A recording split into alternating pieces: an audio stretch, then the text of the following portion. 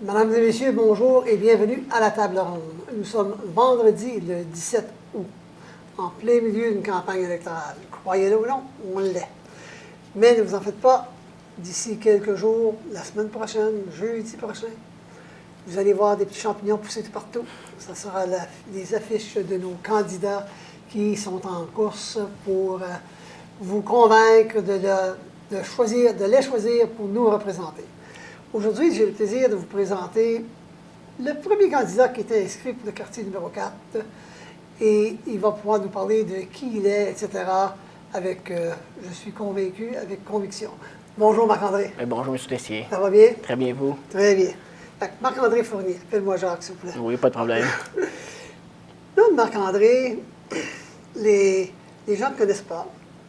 Et à part de peut-être ceux avec qui tu étais allé à l'école à l'Escale, puis les gens de ton voisinage, puis si tu as fait du sport ou autre chose, Oui. ou des clubs culturels, je ne sais pas. On aimerait ça te connaître. On va savoir qui est Marc-André Fournier, où il est allé à l'école, d'où il vient, quel genre d'emploi il fait, y a-t-il des enfants? Passe pas, trop jeune. Ben non, pas trop jeune, mais On ne sait jamais. on ne sait jamais. Et ton implication dans la communauté. Fait que si tu veux nous dire qui tu es. Oui, donc moi, en fait, je suis un jeune homme de 24 ans. Je travaille dans le secteur financier depuis près de 5 ans maintenant. J'ai fait un baccalauréat en administration des affaires, dont est-ce que j'ai été chercher mes connaissances en économie, en finance et en la gestion. Pour moi, je suis aussi vice-président du Club Optimiste de Rockland. Depuis maintenant 1 an, vice-président et directeur pour 1 an avant ça. Et puis, j'ai toujours été quelqu'un de très impliqué dans la communauté, soit par la Grande Guignolée ou soit par des offres culturelles comme que vous avez mentionné. Je compte aussi plus de 5 ans d'expérience en politique sur les campagnes électorales, soit municipales, provinciales ou fédérales, soit en Ontario et au Québec. Si on pouvait me définir, en fait, on pourrait me dire que je suis jeune, dynamique et dévoué à ma collectivité. Je suis né dans un petit village à Saint-Pascal en 93 et puis en 2001, j'ai déménagé dans le quartier 4 dont j'en réside encore. J'ai toujours été quelqu'un qui a été passionné envers notre région. J'aime ma municipalité, en fait. Et puis, je trouve qu'on a un très beau diamant brut ici qu'on peut polir et j'aimerais être élu pour justement travailler avec ça et travailler avec les organisations à but non lucratif et les entreprises pour développer la cité. D'accord. Tantôt, avant d'aller en ondes, avant d'aller devant la caméra, tu me disais que tu as participé à la Grande Guignolée depuis ton jeune enfance. Depuis mais là, tu es encore jeune, là. Mais... Oui. Donc, depuis que je suis tout petit, j'ai toujours été quelqu'un de très extraverti. J'aime être avec le public. Et puis, pour moi, c'était important de m'impliquer aussi. Donc, je me suis dit, pourquoi pas faire la Grande Guignolée? Donc, depuis que je suis tout petit, je fais la Grande Guignolée. Quand j'étais plus jeune, j'étais moins gêné, par exemple, de chanter la cantine, pas la cantine, mais la petite chanson à la pas. Maintenant, ça a changé un peu. Je ne chante plus. Ma voix est un peu fausse quand je chante. Mais non, donc depuis tout petit, je ramasse par exemple des canages et tout ça au port. Puis ce que je trouve extraordinaire avec ça, c'est que pour nous, par exemple, quand on donne ses biens pour la Grande Guignolée, ça paraît banal, mais je sais que pour plusieurs familles dans notre région, c'est de l'espoir en fait. Et puis je trouve ça juste magnifique de voir la communauté participer avec un petit geste comme ça qui apporte grand pour certaines familles dans la communauté, en particulier pendant les temps des fêtes. Donc, oui, j'aime faire la Grande Guignolée et je vais continuer à faire la Grande Guignolée comme à chaque hiver. D'accord. Tantôt, tu as mentionné dans ton introduction que tu étais impliqué au niveau culturel. Est-ce que tu peux nous dire c'était quoi cette implication-là? Donc, c'est ça. En étant dans le Club Optimiste, en fait, qu'est-ce qui arrive, c'est qu'on essaie de, par exemple, on investit dans les jeunes. Soit, par exemple, en construisant des parcs d'eau ici, par exemple, au parc Simon et puis la Brie, mais aussi lors de s'exprimer, les concours de mathématiques. Honnêtement, je trouve ça, c'est très important d'investir dans la jeunesse d'aujourd'hui. Entre autres, c'est pour ça que plus loin, probablement, vous allez me poser des questions sur les taxes, mais pour moi, par exemple, une diminution de taxes, ça veut aussi dire une diminution de l'argent qui retourne dans les écoles aussi. Donc, Est-ce que c'est quelque chose qu'on veut aller? Je pense pas. Donc, oui, c'est certain qu'au niveau culturel, je m'implique beaucoup dans ça. Puis, je peux toujours rester dans le club optimiste. Je trouve ça merveilleux d'investir dans la jeunesse d'aujourd'hui. C'est notre prochaine relève. Donc, D'accord. oui. Pourquoi est-ce que Marc-André Fournier veut représenter les gens du quartier numéro 4 à la table du conseil? Donc, moi, en fait, depuis tout petit, comme je l'ai mentionné, j'ai toujours été quelqu'un de très impliqué. Et puis, je suis une personne qui travaille avec le service à la clientèle. Donc, en étant un conseiller municipal, c'est certain que tu dois travailler avec les citoyens de ton quartier, mais aussi avec certains citoyens en dehors du quartier. C'est un travail d'équipe. Il faut toujours se tienne les coudes ensemble, mais pourquoi voter pour moi? Je suis jeune, dynamique, je suis prêt, j'ai toujours été fonceur. Des défis, je les relève. Une vie sans défi, on s'entend que c'est banal. Donc, c'est pour ça que je m'y lance. C'est ce que j'offre aux gens. Une nouvelle génération, une nouvelle vision, du dynamisme, des nouvelles idées, du changement positif. D'accord. Parfait. Nouvelles idées. Oui. Lorsqu'on veut se lancer en politique municipale, il y a, ça fonctionne soit mairie où tu représentes la population en général, ou dans un quartier comme tu le fais, et on regarde souvent quels sont les besoins du quartier, quels sont les besoins de la municipalité. Oui. Donc, est-ce que tu peux nous élaborer ta plateforme électorale? Oui, certainement. Donc, ma plateforme ici, elle consiste en fait, lorsque je fais du porte-à-porte dans mon quartier, je veux promouvoir le développement économique, mais en étant responsable au niveau de l'environnement, donc du développement durable. Je veux aussi moderniser, par exemple, les installations de la marina et puis développer le tourisme et promouvoir Rockland comme port de plaisance aussi. On voit par exemple que les plaisanciers qui décident d'aller aux écluses à Ottawa vont rester une nuit soit à Montebello, soit à Gatineau, mais pas Rockland. Nous n'avons pas les installations pour ça, mais nous sommes entre les deux. On a la possibilité de faire venir ces gens ici, dormir ici, consommer ici et puis repartir. On a un beau joyau, un beau diamant brut qu'on doit le développer, c'est la marina. Je veux aussi favoriser... Au Parc du Moulin. Au Parc du Moulin, oui. Donc, je veux aussi favoriser la tranquillité des habitants en améliorant les politiques de sécurité, entre autres, et puis aussi la prévention à la délinquance. Donc, ça ici, ça pourrait être, par exemple, investir dans la culture, comme par exemple l'art de rue, comme qu'on appelle, qui pourrait donner des activités aux adolescents, mais pas nécessairement juste aux petits-enfants. Il faut penser à tout le monde ici, dans la communauté. Reconnaître et valoriser le patrimoine ainsi que les arts et la culture. Donc, pour moi, étant impliqué dans ça, c'est certain qu'il faut préserver ça. Si on fait du développement, il faut aussi penser à nos ancêtres. Le Parc du Moulin, on a nos fondations, ils doivent toujours rester là. C'est notre histoire, c'est notre fierté, c'est chez nous. Oui. Et puis, assurer que l'augmentation des taxes soit sous la barre de l'indice de prêt à la consommation.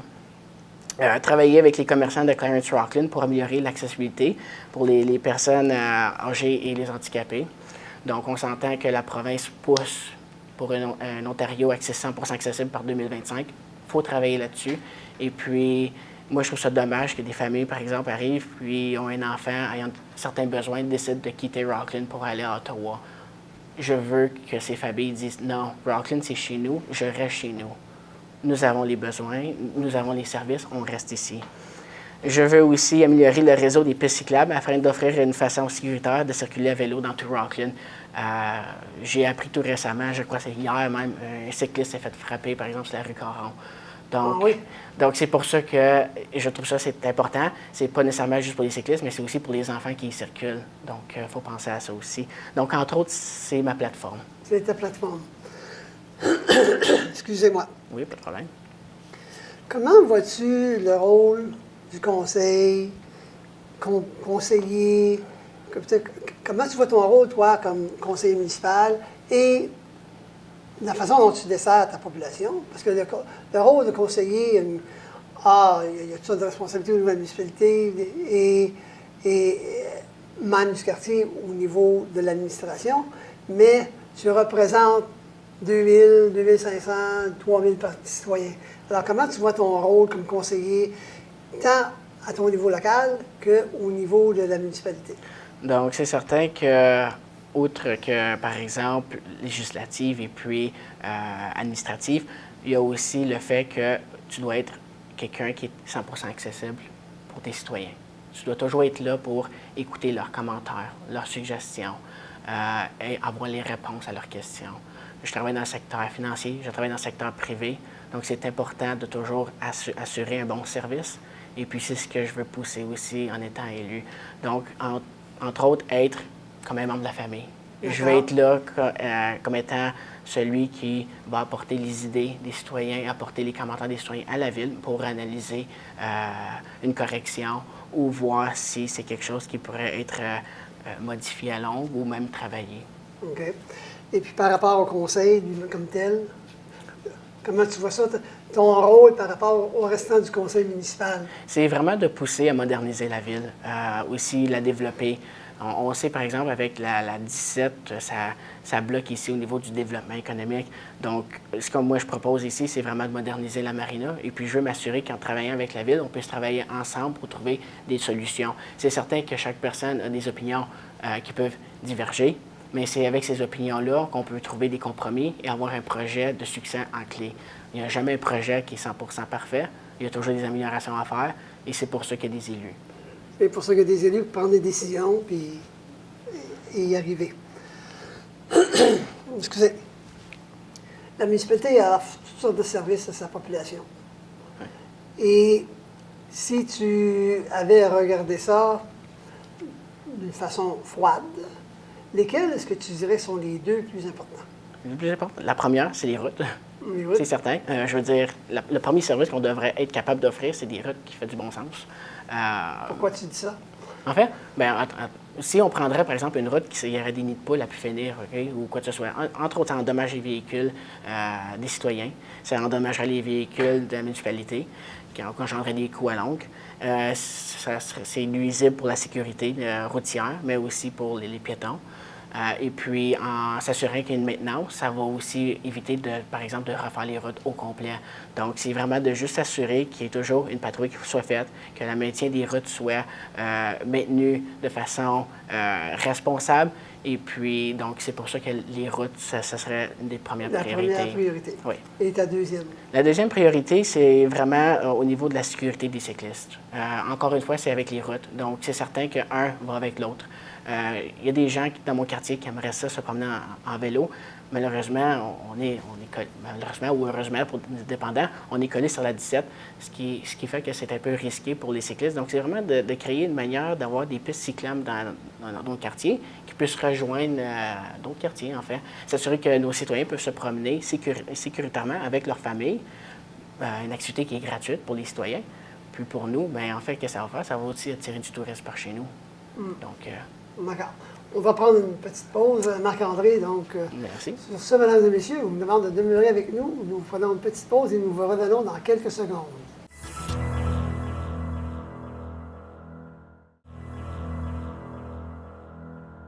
Merci de demeurer avec nous, mesdames et messieurs. Nous continuons notre discussion avec Marc-André Fournier, l'un des candidats pour le quartier numéro 4.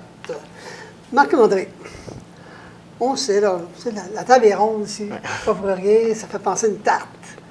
Et un budget, c'est un peu là-dedans, c'est dans la tarte. Et elle est repartie pour toutes sortes de façons afin de répondre aux besoins de la municipalité. Alors, si tu es élu, et si seulement qu'une chose que tu pouvais choisir dans ta plateforme électorale, quelle est-ce que ce serait et pourquoi? Le 100% accessible. Pardon? Le 100% accessibilité. Pour moi, si je devais choisir une promesse qui devait être réalisée, c'est 100% accessibilité. Il y a des familles qui en ont besoin, mais c'est aussi une opportunité pour nos entrepreneurs. En fait, si on regarde les chiffres, je suis un gars de finance. Donc, si on regarde les chiffres, le gouvernement provincial estime que dans les 20-25 prochaines années, 40% du revenu total de l'Ontario proviendront des personnes retraitées, mais aussi des handicapés, ce qui représente environ 536 milliards de dollars. Donc, pour nous, c'est une possibilité de dire Rockland, c'est une ville où est-ce que les propriétés sont moins chères qu'Ottawa, sont moins chères que Montréal. Nous sommes une ville bilingue. Nous avons les services pour vous. Venez vous installer ici.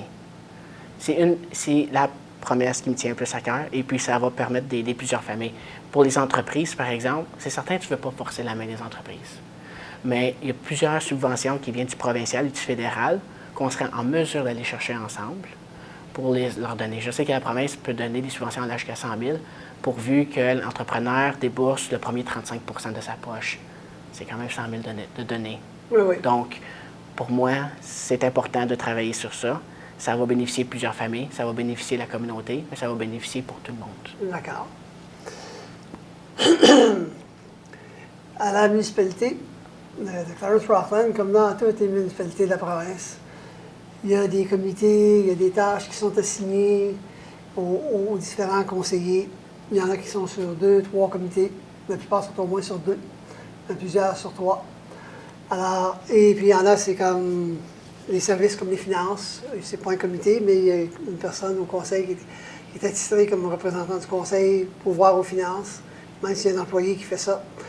Toi, je le mentionne parce que tu travailles en finance. Ouais. Alors, toi, si tu avais à choisir 2 ou 3 endroits à l'intérieur du conseil, quel choisirais-tu? Ma priorité, c'est l'accessibilité. Étonnamment, Oui, OK, c'est un comité qui travaillerait sur l'accessibilité. C'est ça, sur l'accessibilité. Ça, c'est ma première priorité, si je devais choisir un comité. Le deuxième, oui, j'aimerais siéger pour les finances. Je veux voir qu'est-ce qui se passe. Je veux être en mesure d'élaborer des ratios, d'apporter des solutions pour la ville, pour soit économiser ou quoi que ce soit. Mon troisième, c'est le Parc du Moulin, mon projet sur la marina. On a un beau joyau. Il faudrait s'imaginer, par exemple, dans un futur non lointain. Le Parc du Moulin fait partie des responsabilités du comité des loisirs. Oui. Donc, donc c'est ça, le loisir, mais je veux faire partie, c'est ça, pour justement travailler sur le Parc du Moulin. Et puis en travaillant sur le Parc du Moulin, en fait, c'est parce que j'aimerais être en mesure d'éventuellement installer, pourquoi pas une petite plage pour nos familles, pourquoi pas être en mesure d'offrir un permis pour avoir une cantine, pourquoi pas être en mesure aussi d'agrandir les terrains, voir qu'est-ce qu'on peut faire avec ça. Et puis mon dernier, c'est l'environnement. Donc je tiens à cœur à notre environnement. Pour moi, c'est important. C'est l'air qu'on respire. C'est l'air que nos prochaines générations vont respirer. Puis c'est aussi l'eau. C'est tout. C'est notre vie. Et puis c'est important que chaque municipalité puisse investir. Pour moi, c'est pas vrai que le fédéral ou la province peut vraiment aider sur l'environnement. Pour moi, c'est vraiment la municipalité. Nous sommes proches des citoyens. Si chacun prenait des petites décisions, des petits mouvements, c'est là que le tout arriverait à un grand impact. Sauf que lorsqu'il y a de l'industrie le long des rivières, là, ça ne relève plus des municipalités. C'est des lois à des niveaux plus élevés. Oui, c'est ça. Donc, niveau provincial ou certaines provincial dans ce cas-ci. Provincial, et il y a certains, quand ça touche les cours d'eau, ça touche au fédéral également. Ouais. Donc, il y a des... C'est plus compliqué, là. Oui, c'est plus compliqué. Donc, c'est certain qu'il faut travailler en étroite collaboration avec les autres paliers gouvernementaux. Mais pour moi, la priorité, c'est vraiment la municipalité. Où est-ce qu'on arrive, par exemple, avec des lois sur le recyclage ou du compostage ou quoi que ce soit. Ouais, ça, c'est directement les citoyens, principalement. C'est ça. Donc, si chaque citoyen faisait un petit geste, ça arrive à le plus grand impact que, par exemple, avoir une carbon tax. On s'entend là-dessus. Ah, t'es contre la carbon tax? Je ne suis pas contre la carbon tax. C'est juste qu'on a des produits élastiques et des produits inélastiques en fin d'économie. Donc, c'est certain que, par exemple, si le prix du lait augmente, tu vas quand même consommer ton lait. C'est la même chose avec l'essence. J'ai besoin d'aller travailler. Oui. Donc, moi, l'autobus ne m'amène pas au travail. Non. Donc, j'ai besoin de ma voiture. Donc, si le prix monte, je pollue quand même avec ma voiture. Puis, je ne peux pas me rendre en bicycle, je vais arriver en transpirant avec mon costume. Donc, ça, c'est impossible. Donc, OK. Incroyable. Bon, tu travailles en finance. Oui. Et as-tu eu la chance d'évaluer la dette de la municipalité? Puis, qu'en penses-tu ou qu'est-ce que tu penses des dettes municipales en général? Donc, la dette municipale, qu'est-ce qui arrive? C'est en travaillant les finances, souvent on va dire « Ah, les chiffres, c'est les faits ». Pas nécessairement. Il faut regarder derrière les chiffres. Donc, oui, on a une dette ici au niveau de la municipalité. Il reste à savoir si cette dette a été bénéfique pour la communauté, soit par la sécurité, soit par des retours financiers, soit par juste tout simplement des bienfaits pour les citoyens. Donc, c'est certain qu'en étant élu, je veux vraiment analyser les finances, voir s'il n'y aurait pas eu un gaspillage qui a été fait. Comme je dis, c'est très difficile de vouloir baisser les taxes. Promettre de vouloir baisser les taxes, C'est pratiquement une promesse qu'on pourrait dire. C'est poussé, c'est très poussé. Donc, c'est certain que je veux travailler, voir si on peut économiser, voir si on peut répartir l'argent, comme vous avez dit, c'est une tarte, répartir l'argent dans d'autres départements, voir si ça serait plus rentable pour la communauté. Donc, pour l'instant, je ne peux pas dire si c'est 100% du gaspillage, mais je sais, par exemple, que la rue Caron, je ne me souviens pas si c'est 2017 ou 2016, a coûté 11 700 000 aux contribuables. Ouais. Mais là, on se dit, OK, la rue Caron ne rapporte pas des revenus à la communauté, mais il faut penser que les citoyens qui vivent près de la rue, éventuellement, quand ça va être très, très occupé, mais la rue est là pour les servir. Ouais. Donc, c'est certain que oui, il y a une dette, mais il y a des dépenses qui étaient engendrées là-dessus. D'accord. La rue Caron a été faite pour qu'ils puissent avoir du développement résidentiel. Donc, éventuellement... Et ça prenait une nouvelle sortie pour la 17. Oui. Donc, c'est une dépense importante. Oui. Mais tout comme tu construis une piscine comme on a, qui est gérée par le YMCA, le complexe sportif, qu'on a des arénas, ces choses-là demandent beaucoup d'investissement et c'est des incontournables à un moment donné. Et c'est pour ça qu'on ne peut pas se permettre de tout simplement couper. On a des besoins essentiels, il faut les maintenir. Je ne voudrais pas vivre dans une communauté qui baisse les taxes puis qui enlève les services, par exemple. Non. C'est certain. Et puis, non, c'est ça. Donc, la rue Caron va coûter 11,7 millions, par exemple, dans le passé. Puis, c'est un besoin essentiel, comme vous l'avez dit. On n'a pas le choix. On n'a pas le choix. Puis, je sais, par exemple, au niveau des taxes, on donne environ, c'est 40 sous qui restent en municipalité, grosso modo, 40 sous qui vont aux Comptes-Unis, puis 20 sous qui vont aux écoles. Donc, automatiquement, en baissant les taxes, on baisse aussi le retour sur les écoles, mais on baisse aussi les retours des Comptes-Unis. Donc, impôt et compte. Disons que chaque palier établit son taux de taxe. C'est ça. La municipalité la récolte et la distribue. Donc, c'est ça qu'il faut regarder. Mais en fait, on ne peut pas critiquer la dette comme telle pour l'instant. Il faut vraiment analyser, il faut voir c'est quoi les retombées économiques ou les retombées de bienfaits. D'accord. Est-ce qu'on devrait avoir des augmentations de taxes annuellement, selon toi? Okay. Quel est le bienfait de ça ou est-ce que c'est une mauvaise idée?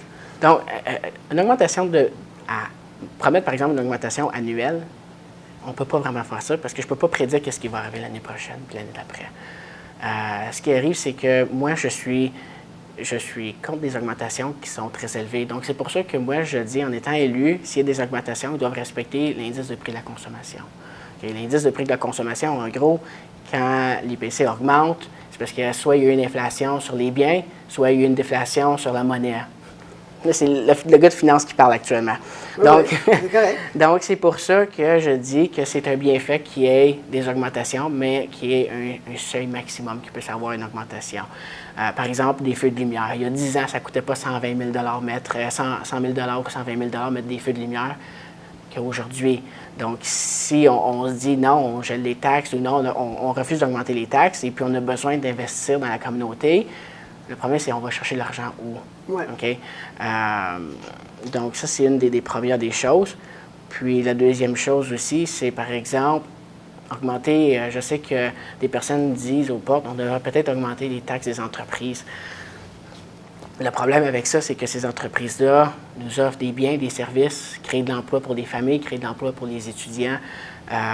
Donc, c'est certain que si on augmenterait les taxes des entreprises, c'est un peu comme se tirer dans le pied. Qu'est-ce qui va arriver? C'est qu'automatiquement, leur coût de production augmente. Donc, ça veut dire que les coûts des produits à vendre vont augmenter aussi. Ce qui veut dire que ton argent, au lieu d'aller directement dans les coffres d'État, va aller dans les coffres de l'entreprise, puis ensuite, ils vont retourner dans les coffres de l'État. Donc, c'est un cercle vicieux en économie, comme on pourrait dire. Puis, donc, c'est pour ça que la taxation devrait tout simplement suivre l'indice de prix de la consommation. D'accord. Là, on n'a pas le temps de...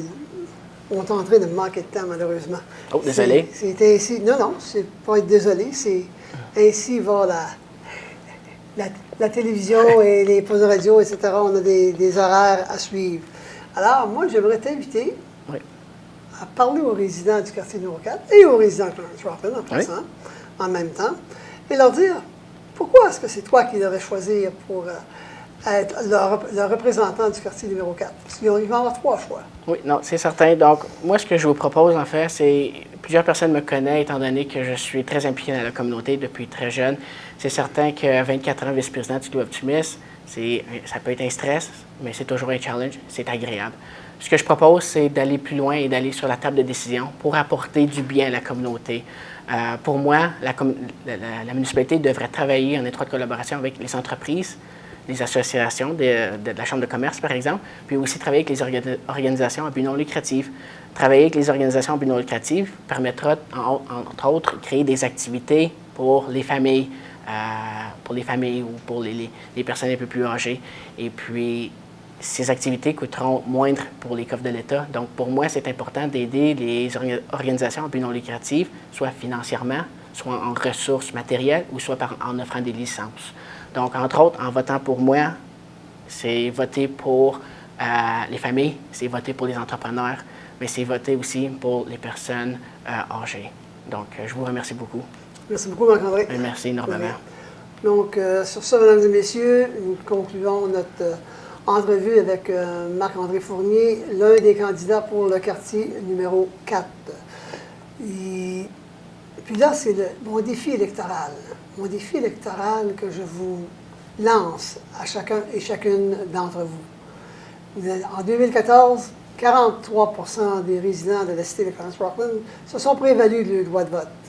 Pour moi, c'est un nombre insuffisant. C'est le conseil municipal est celui qui nous touche de plus près. Et c'est lui qui nous offre les services de base, les services essentiels, que ce soit nos routes, été, hiver, que ce soit nos parcs municipaux, toutes les facilités offertes par la municipalité, etc. Ça coûte des sous. Et moi, je dis, si vous voulez avoir le droit de critiquer ce que le conseil municipal, comment il dépense vos argent, vous devez premièrement voter. Donc, le défi, ce n'est pas de voter à 43 % mais bel et bien de 65 %. C'est le défi que je vous lance à chacun et chacune d'entre vous. Allez voir vos voisins, vos voisines, vos enfants, vos frères, vos sœurs, et encouragez-les tous à voter. Donc, sur ce, je vous dis merci et à la prochaine.